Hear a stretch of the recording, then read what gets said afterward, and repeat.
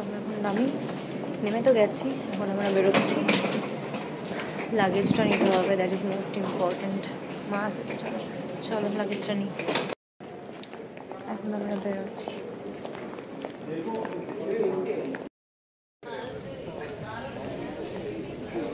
আমাদের এখনও ব্যাগ পাইনি, কোনো লাগেজ এখনও পাই না, যাচ্ছি আমরা। দেখো যেখানেই গেছি না কেন হায়দ্রাবাদে আমি কখনোই আসিনি, দিস ইজ ফার্স্ট টাইম, তাও আবার এই পারপাসে। এনিওয়েজ হায়দ্রাবাদের একটাই ডিসঅ্যাডভান্টেজ হায়দ্রাবাদ এয়ারপোর্টে, যেটা হচ্ছে এই বেরানোর সময় এই রুটটা এত লং, মানে কি বলবো। যাই হোক, আমাদের লাগেজ চলে এসেছে, ট্রলিগুলো এসেছে, আরও কিছু জিনিসপত্র আসছে। অনেক দিনের জন্য এসেছি তো বেশ কিছু লাগেজ হয়েছে, আরও কিছু আনলে ভালো হতো, কারণ আমাদের সেরকমভাবে ওয়েটের বাইরে চলে যায়নি। ওই ভেতর থেকে এই অবধি আসতে, মানে এই বেল্ট অবধি আসতে না আমার পা দুটো মানে শেষ হয়ে গেছে, এতটা লং। অন্যান্য এয়ারপোর্টগুলো এতটাও ডিস্টেন্স থাকে না। ব্যাগটা কালেক্ট হচ্ছে, ব্যাগ এখন একটা আসেনি, তো ব্যাগটা আসলে তারপর হচ্ছে। এখন একটা গাড়ি বুক করতে হবে, তাহলে আমরা যাবো।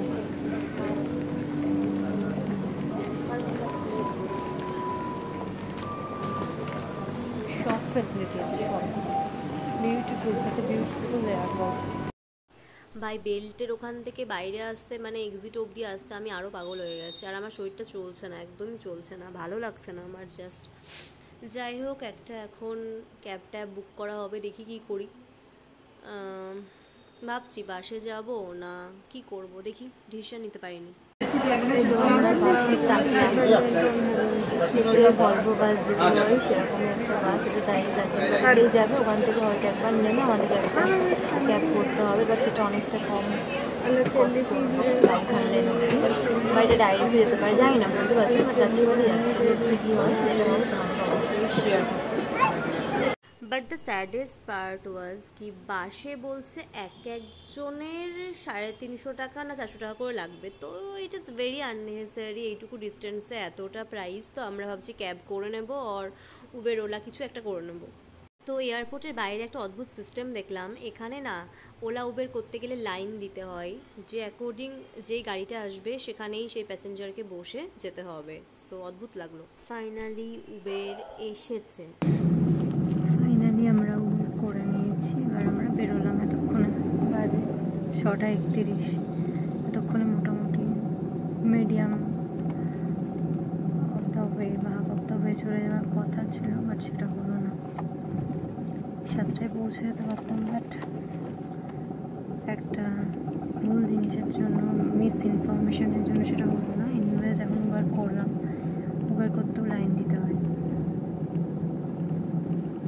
উবেরও লাইন, তবে একটা সিস্টেম আছে, একদিকে ভালো।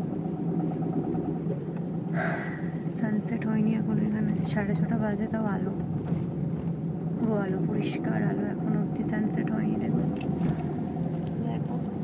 এখন সব জায়গাতেই মোটামুটি 6টা 6:30টার পরেই সানসেট হয়, কিন্তু এখানে একটু ওয়েদারটা বেশি clear. And the road, oh my god, super smooth. সানসেটটাওই দেখো একটু পরে হবে।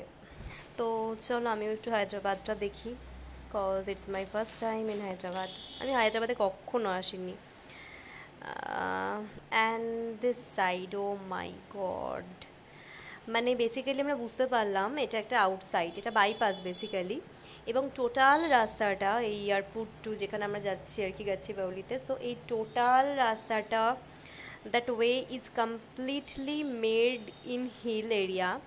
সো পাহাড় কেটে কেটে বেসিক্যালি কিন্তু এই রাস্তাগুলো বানানো হয়েছে, যেটা আমি দেখতে পাচ্ছি, কারণ আমার তো কোনো অভিজ্ঞতা ছিল না, এক্সপিরিয়েন্স ছিল না, ইভেন আমি জানতামও না।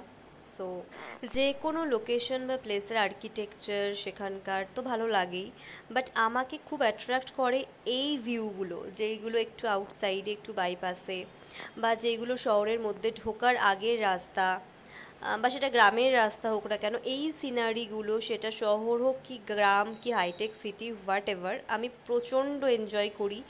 And Hyderabad is really really beautiful city, and সত্যি মানে যতটা শুনেছি অতটাই সুন্দর।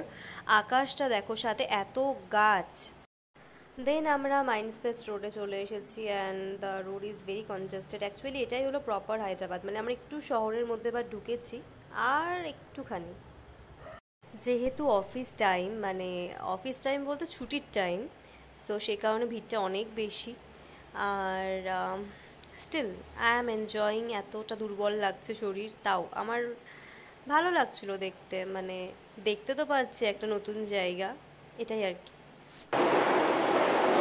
অলরাইট, তো আমরা ফাইনালি হায়দ্রাবাদ এয়ারপোর্ট থেকে আসার সময় ব্লগ করতে করতে হয়েছিলাম অ্যান্ড এখন আমরা এসেছি হায়দ্রাবাদে। সো এটা এখন ফাইনালি জানালাম যে হায়দ্রাবাদে এসেছি অ্যান্ড অবভিয়াসলি আইজির জন্য।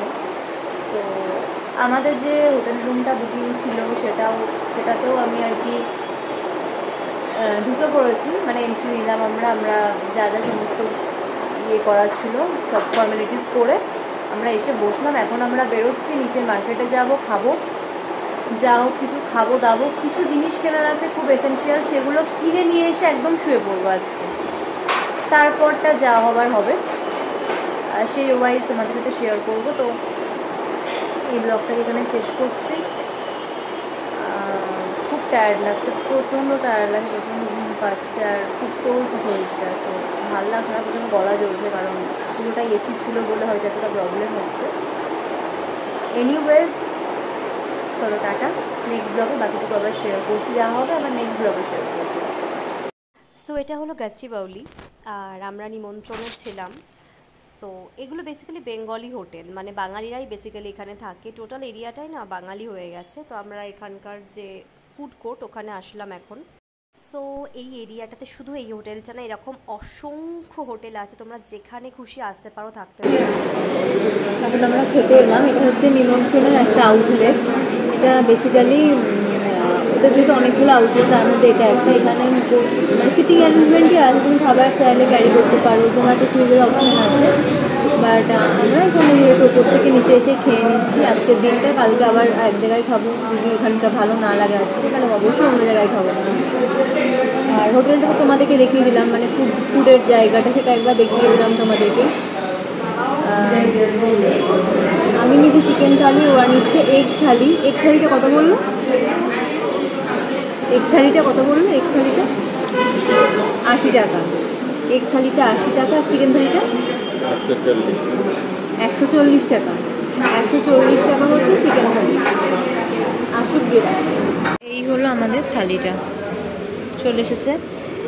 এটা শুধু খেলে কত পড়বে আমি জানি না, বাট এগ নিলে হচ্ছে 80 আর চিকেন নিলে হচ্ছে সিঙ্গেল চিকেন হচ্ছে 140 টাকা।